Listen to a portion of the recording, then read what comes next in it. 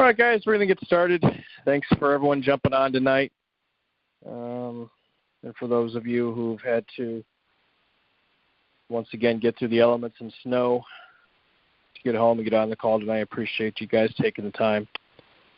Now you guys have a feel for what I go through every year living where I live, so enjoy.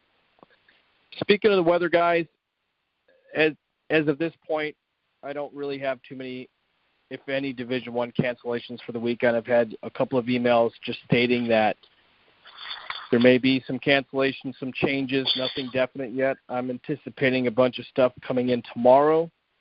So certainly, guys, check your arbiter multiple times. And this is true this time of year early on anyways.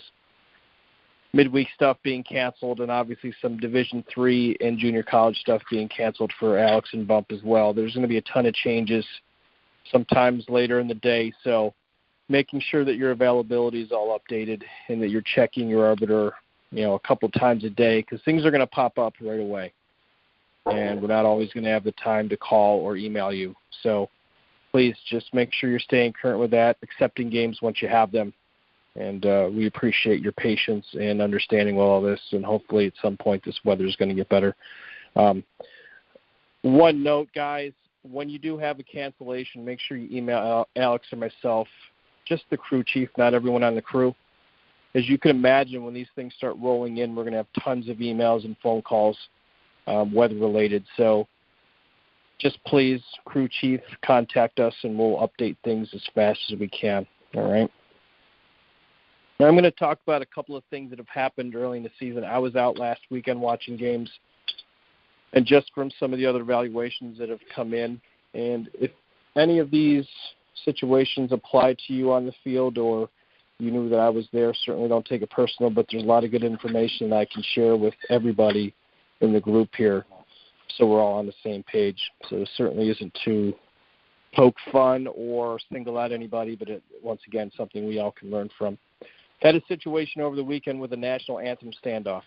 I think it probably shocked the crew more than anything else, and I can tell you from me standing up in the press box, kind of shocked me as well. I didn't even pick up on it until I heard the one team starting to cheer. It must have been the team where the kids stood up or stayed on the line longer. Let's be really clear about this. This is not to be tolerated at all. The NCAA is very firm about this, and so are we. Know the rule. The rule states that if it goes longer than 10 seconds, you're to warn the coach. And if they don't cease right away, the coach and the offending player are both ejected. I don't think it should even go more than a couple of seconds before we notice and recognize that this is going on. And, I can speak personally on this, guys. If there was ever anything on the field that I really jumped all over and maybe lost my cool a little bit, it was this. So certainly we know we're working in a kinder, gentler environment these days. But if you guys see this, jump all over it right away.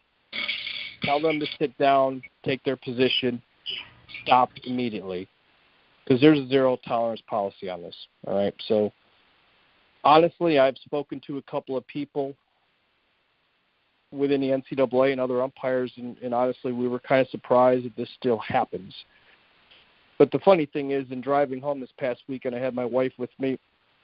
She actually went on just to search YouTube or whatever, and we found a ton of videos in Major League games where this is happening. So you know what? Somewhere along the lines, these players are watching this. They think it's funny. They don't understand, just how offensive it is to many people, including myself and a lot of us as well.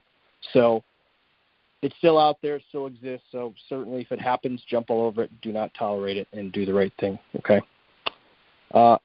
Some observations on reverse rotations. And any of you guys that have been to any of our camps or anybody who's instructed with me, this is one of my pet peeves and one thing I think we all can really improve upon. I observed a few umpires, whether it be first and second, bases loaded, first and third, not slashing in soon enough. Okay, so guys, let's remember, if unless it's a ball that you have to go out on and judge a catch or no catch fly ball, once the batted ball goes through the infield, you are slashing into the cutout. Okay, there should be no hesitation. We should be in ahead of the batter runner and advancing towards second base, easily 20 feet ahead of this guy, probably even before he's close to first base. All right? I've viewed a few guys that are staying to the outside. Guys, we're not doing that. All right? So let's make that change early in the season. There's a couple of situations where it's permissible to do so. Runner on second only with the stand-up double or more. One can take it on the outside, second only or second and third. But other than that, guys, I want you coming in and pivoting inside. Now, there may be an opportunity once in a while where you could swing back to the outside, a throw that goes through to the plate, get on the backside of second base. But let's be perfectly clear on this. I want you guys to come in and pivot in the cutout, not on the outside. Certainly there is a big hole if you stay on the outside and there's a playback in the first base. You're going to have no look, no angle on that playback to first, okay? So let's clean that up right away early in the season. And once again, to the guys who've done that, maybe you've received some misinformation in the past, but certainly moving forward, this is the way we're going to play that. You know, this is something that I've never really thought about, obviously because I was on the field, but I viewed a couple of umpires doing a really good job this weekend communicating to the press box, and I never really, without sitting up there, understood from their perspective how much easier we can make it to the press box, to the official score, the announcer, whoever it may be up there.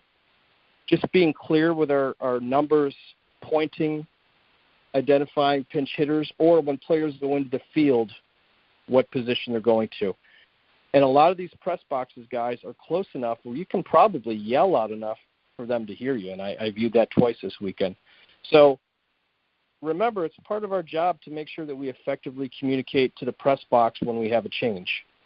And believe me, I know oftentimes you look up there and you don't really see, you just see glass. You don't know who you're looking for, just a wave in a general direction. But let's just do a better job of communicating to the press box, because I can tell you, sitting up there, and it was myself in both instances when I was in the box, it's not just the people that are running the clock or running the scoreboard, maybe doing the announcements, or television, whoever it may be, radio.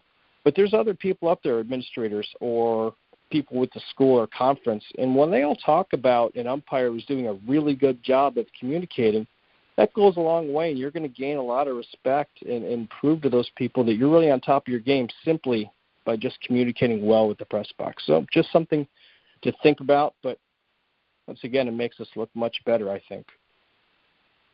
Okay, ejections.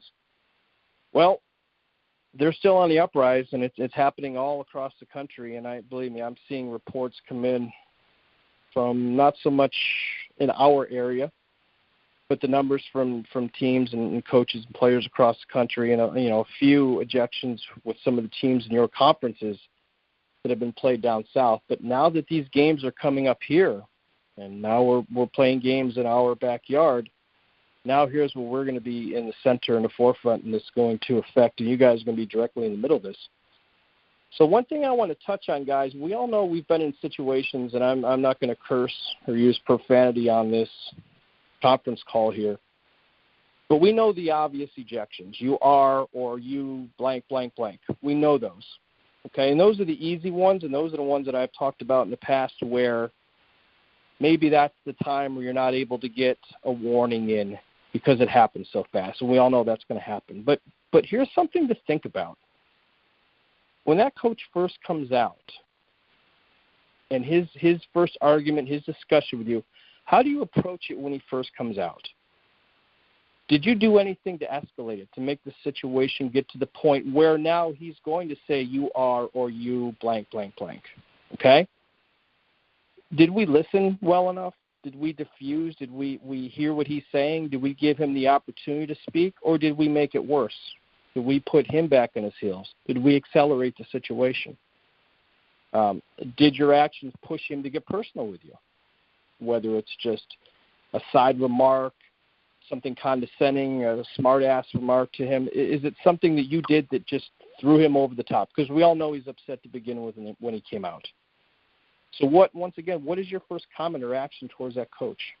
Did it make it better or worse?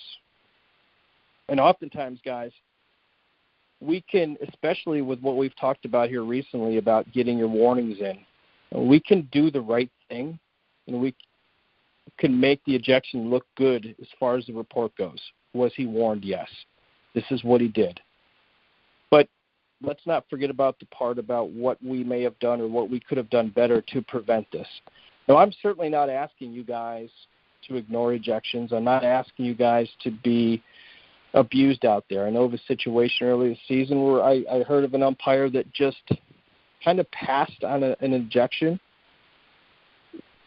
simply to get the warning in. Guys, don't miss one. Okay? That's not what I'm saying here. Don't be disrespected. Don't be abused. But let's do a good job of diffusing the situation when we can.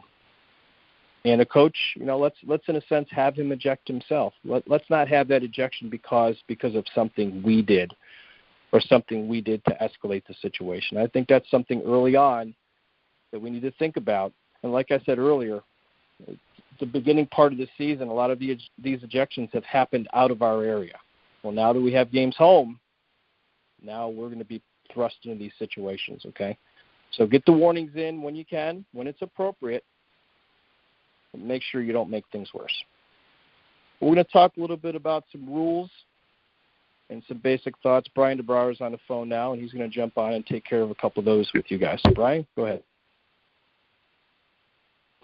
Actually, that's a perfect segue to kind of the rules corner for tonight. I want to touch on a couple of things as it relates to arguing and warnings, specifically from a rules perspective.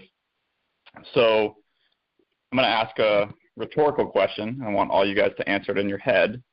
Are you allowed to leave your position to argue balks in college baseball? And while you're thinking about that, I'll tell you that there are two prescribed times when a head coach may not leave their position to argue. And those are balls and strikes, including check swings, and after a crew consultation when the call is upheld. All other instances allow for the head coach of the team to approach the position of an umpire to argue, whether it's a rule or a judgment call. Now, contrary to Major League Baseball rules, you are allowed to leave your position to argue step balks.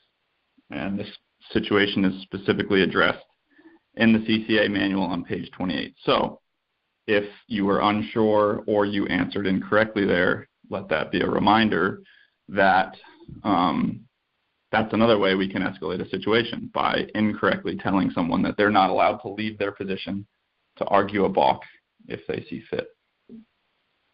Moving on to warning procedures, given that ejections are always going to be one of the more focused on aspects of umpiring, it's very important for us to make sure that we do things correctly in the period leading up to an ejection. And so like Chris said, not escalating things is obviously very important, but from a strictly procedural standpoint, let's talk about warnings. Warnings only need to be recorded, by recorded I mean written down by a plate umpire, if they might be specifically referenced later in the game as a reason for ejecting someone. So this means the ball and strike warning, a throwing situation warning, or a bench jockeying warning need to be recorded. Other warnings for unsportsmanlike conduct or simply just arguing a call, that does not need to be recorded. And what that should remind you of is that warning applies to that situation, and it doesn't carry over into later situations during the game. And just as another reminder, that warning for arguing a specific play is very specific. The wording needs to be exact. This is your official warning. If you continue, you'll leave me no option but to eject you. Anything else is unacceptable. Simply saying this is a warning, saying you've been warned, those don't cut it. If you want to handle these situations in the correct way and leave the coach no recourse to argue about your procedure, then get it right every time. You also need to convey that script clearly. They need to hear that. So if you're giving them the warning, make sure that they hear it. For more specifics on ejection situations, go to the rule book, rule number 5, section 15, and also the CCA manual, section 2.2. There's a lot of good information there to remind yourself of. Just remember that, like I started with, ejecting someone's very serious part of our job. Handle these things correctly, or schools and conferences are going to take issue with the process.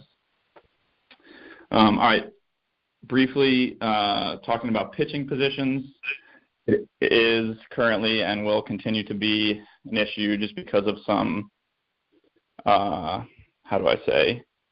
inconsistencies or inefficiencies in the way that the rule is written. The important thing to remember is that whatever the pitcher does when he initially steps on the rubber, and whichever direction he faces establishes him in one position or the other. So that should tell you that it's important to focus, especially when you're dealing with a new pitcher, on what that guy is doing, leading up to and once he steps on the rubber, as the situation changes, with runners on base or what have you. So it's a tough thing to officiate, but deal with it early in the game and early in the season, and hopefully those things will start to clean themselves up. And again, a great way to deal with that situation is watch what the kid's doing in warm-ups. And that way, rather than having to go straight to warnings or penalizing him during the game, you can have a discussion with him about it, or maybe involve the pitching coach and fix it prior to the actual playing action. That's all I got for you guys this week as far as rules. Good luck, everybody. Back to you, Chris. Thanks, Brian. One thing to touch on, Brian made some really good points there. In following the script, hey, I'll admit, when this whole scripted, this is your warning, if you continue, I'll be forced to eject you or you'll leave me no choice. I think like a lot of us, I kind of laughed and thought about, really, do I have to go through that? But then once I got used to using that and following that protocol and saw how effective it was, then I was a true believer, and I am now. And guys, let's face it, I know we've talked about this before, but the NCAA has given us this tool to follow. Why not use it? And obviously, from my position, you guys will make my job a lot easier by following this protocol, following this script. And the coaches are aware of it too. This isn't like the first year that this has happened. This isn't a new thing. If we clearly communicate to them when we have the opportunity to do so, like I mentioned earlier, sometimes there just isn't going to be time. It's going to be automatic.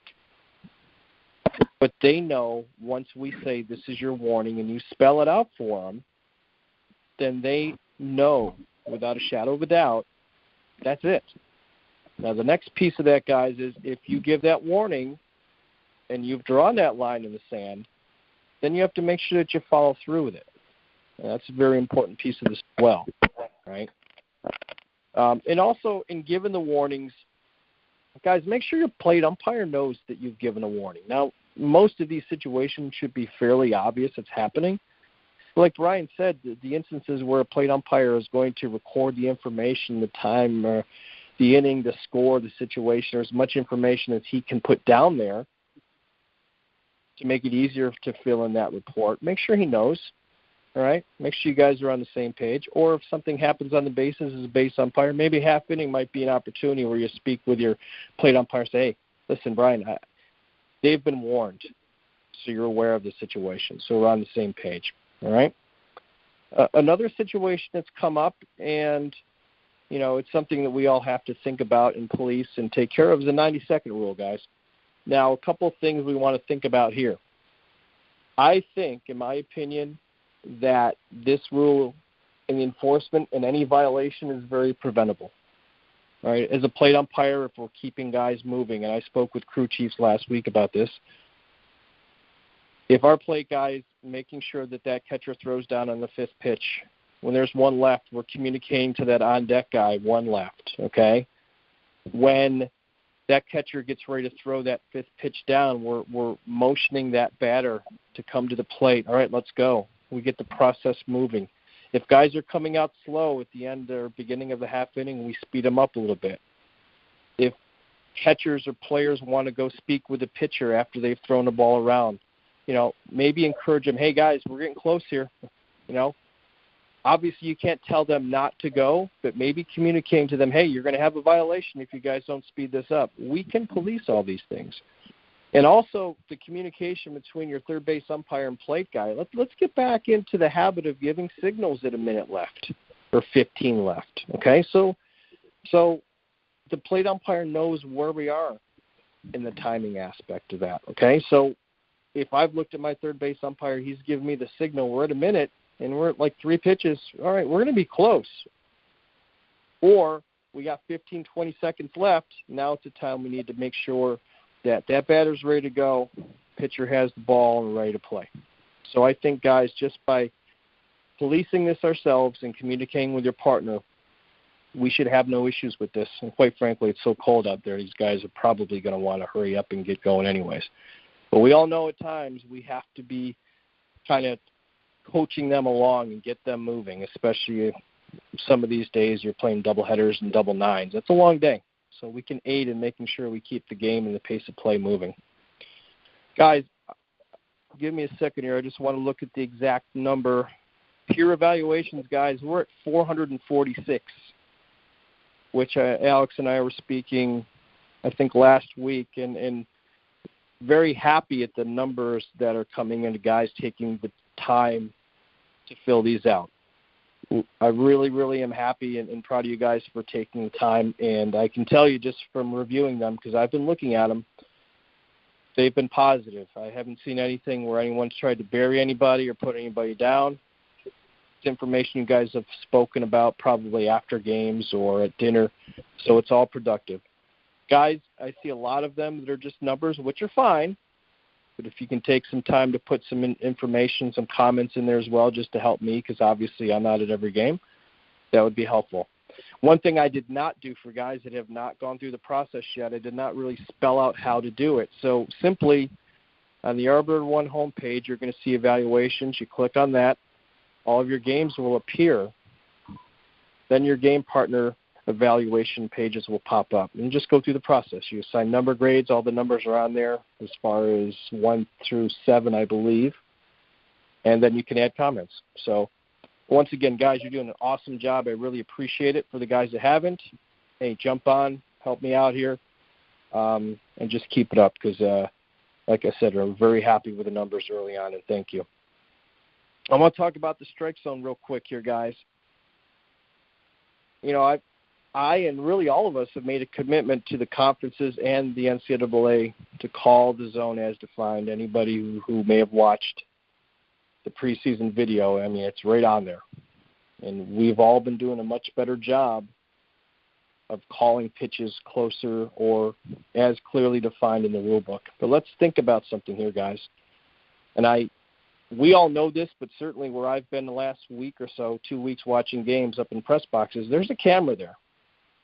And it may not be specifically videotaping what we're doing, but if it's right behind home plate, what do you think they're going to see? They're going to see that strike zone, and clearly they're going to see inside, outside, all right? And they're reviewing these. So maybe they're reviewing this game thinking an umpire had a pretty decent zone, and then once the video is played, they may realize that it's a little bit wider than it needs to be, okay? So let's work really hard to keep those pitches on the plate. We've talked about it for a long time. We've talked about in our camps and training and videos. And you guys have seen the colored plate, all the things that we use to teach. But let's make sure that we're keeping that ball on the plate, because the evidence will be there if it isn't. All right?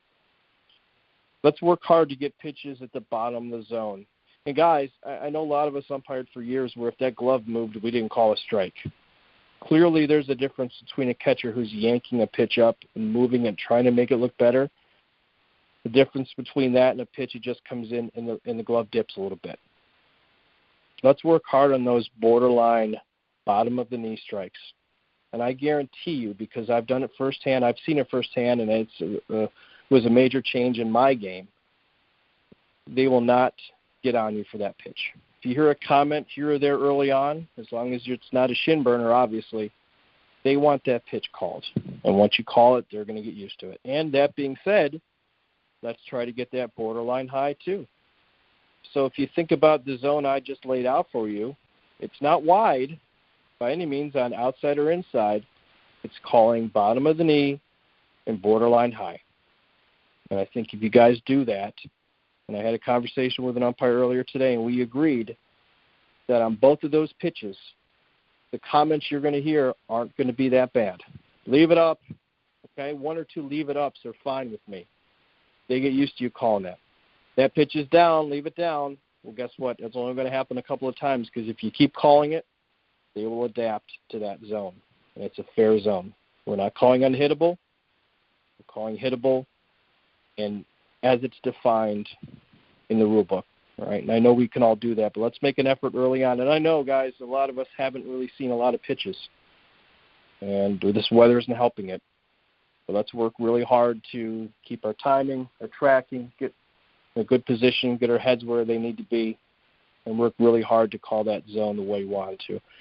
I don't want any of you guys to be the guy who has a game with a wide zone, it's on video, and you have to go back there.